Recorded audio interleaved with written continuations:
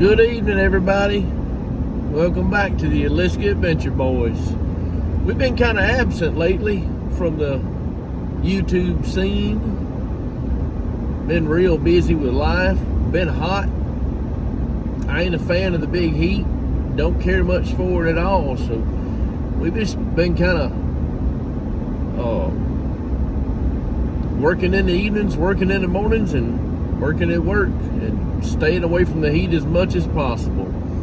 Hadn't really been into a whole lot this past couple of months. I'm driving home this evening, and driving home I was thinking about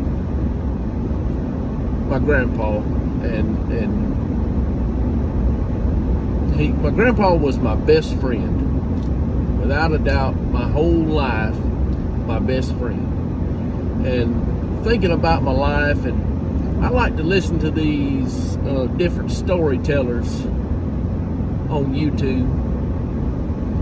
One of them is the Hayden, Alabama podcast. Just a good group of Christian men telling life stories. Funny stories, sad stories, stories that they, some of them should have took to their grave, but they didn't.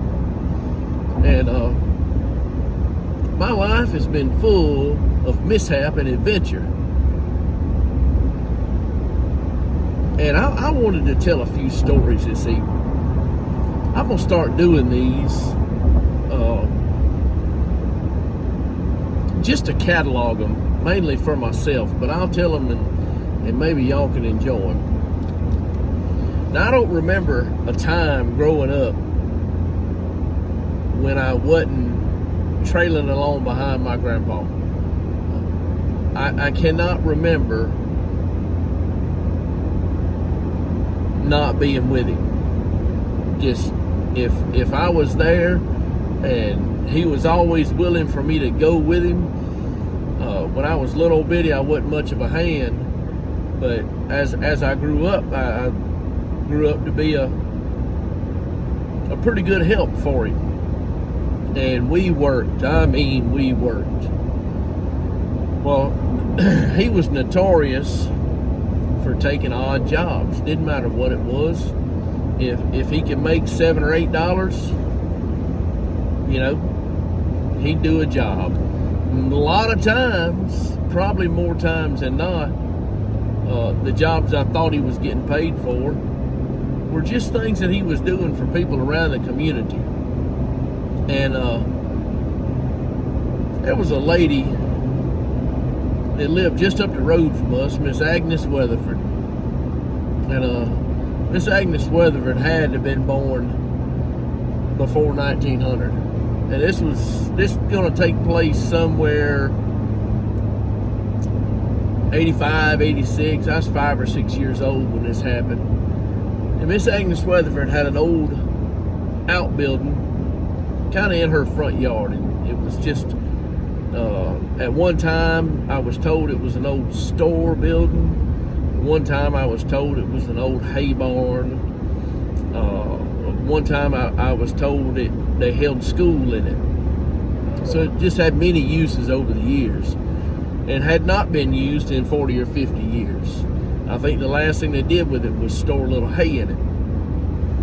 Well, she wanted it tore down. She said, my grandpa's name was Mac, and she said, Mac, I don't care how you do it. I don't care what you do with the wood. And it was old fat lighter wood. If you can imagine this old barn, fat lighter, and it wasn't very big, maybe 20 by 20, something like that. Glorified smokehouse. So come the day that Grandpa decided we was going to go start tearing that building down. Grandpa had a plan. He was going to get paid for this job and harvest the lumber. And he took me with him, and he took my older cousin, which was, and I, like I say, I'm 5 or 6 at the time, and my cousin was, 10 or 11. And we get over there, and I remember Grandpa saying this, got this old chain and lock through the door and got it locked down. And he says, well, I hate to cut that chain. He said, I don't have nothing to cut it with anyway. He said, we'll just start tearing panel boards off the wall until we get inside and we can remove that thing. And Grandpa started tearing them panel boards off the wall. Well, take the clapboards off the outside and you immediately see the clapboard on the inside, tongue and groove, whatever you want to call it. And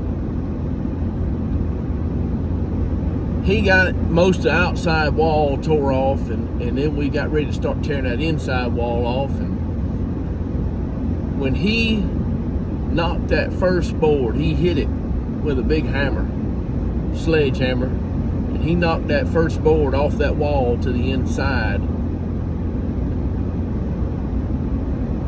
He hollered and took off running, and he gave instructions for us boys, run for the truck. And it was bumblebees. Bumblebees had made a big old nest inside an old school desk, old teacher's desk inside that room. And they were stirred up from us banging on them walls. So when Grandpa hollered, run for the truck, I was first in line, headed to the truck. And my cousin was behind me and Grandpa was behind him. And I didn't take any stings, but Grandpa got stung up pretty bad, and my cousin got a sting or two. And we jumped in the truck, and them bumblebees was just banging on the windows, just trying to get at us. And Grandpa said, well, we can't stay here. We can't get back out. Let's go home and get some spray and come back and kill them. And we started pulling out, and when we were pulling out, there was another gentleman, Mr. Charles Lambert, pulled and blocked us in right at the road. And he walks up to the truck and he asked Grandpa, he said, Mac, are you okay? And he says, yeah, I'm fine. He said, them bumblebees come out of that building and got us. And he said, well, when I drove by, he said, only thing I saw was them two boys running and you chasing them swinging a crowbar. And he said, I just thought you was trying to kill one of them boys. And he said, no, I was swinging at them bees. So I don't remember going back to help him kill the bees, but eventually we went back and he tore that whole building down and brought it home with him. Just a really fond memory. My grandpa wouldn't hurt a fly, but that Mr. Charles was convinced that Grandpa was chasing us boys with a swinging that crowbar, trying to hit us with it. So, got one more involves Grandpa. He had, like I say, we worked everywhere. He did everything, and we went with him to do everything.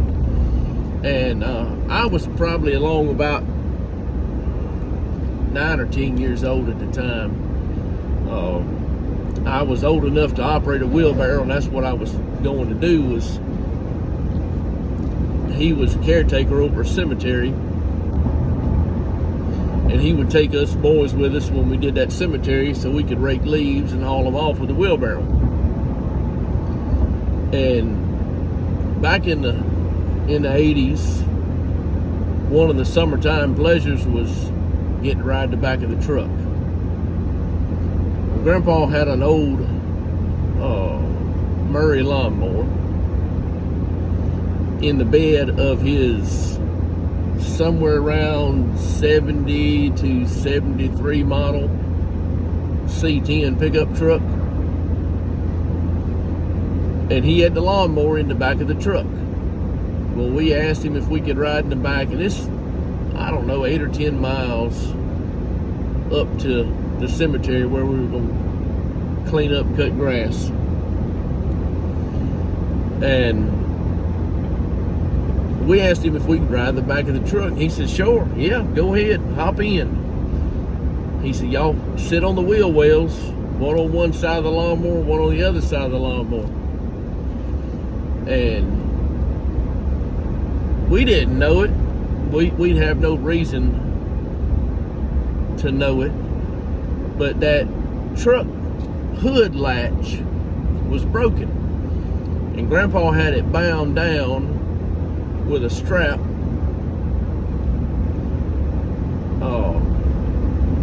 He just had a strap ran from the bumper up to the hood latch, had it held down. And we left the house. And we had went just maybe 2 miles at the most. And we started down this long, steep hill, and in the bottom of that hill was a bridge. Well, Grandpa had built up a little bit of speed, and this particular road was known for some deer in that field. This particular road was known for log trucks using it as an airstrip. They'd just fly up and down that road. As fast as them old trucks could run, they'd run them. Well, we're headed down this hill. Grandpa's driving, and me and my cousin are sitting on the back, one on one side of the lawnmower, one on the other side.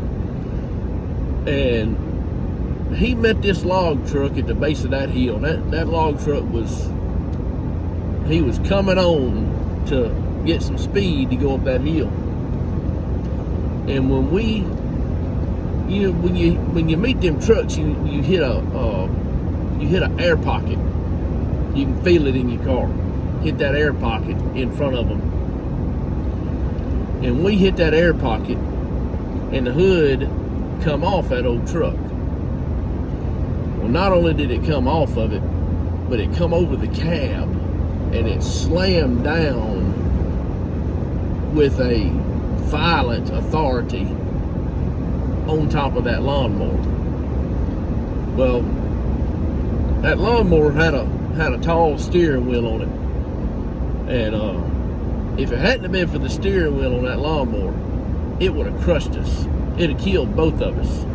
But the initial blast of that truck caused us to hunker down, and because we had hunkered down, that hood landed flat on top of us and then flipped on off the back of the truck. And there we are going down the road for the next 150 yards, 200 yards with no hood on the truck, looking for a place to turn around and go get the hood.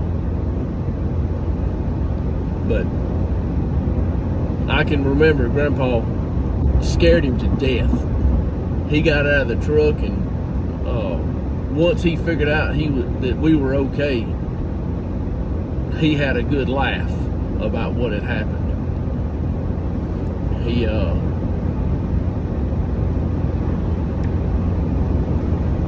Anyway,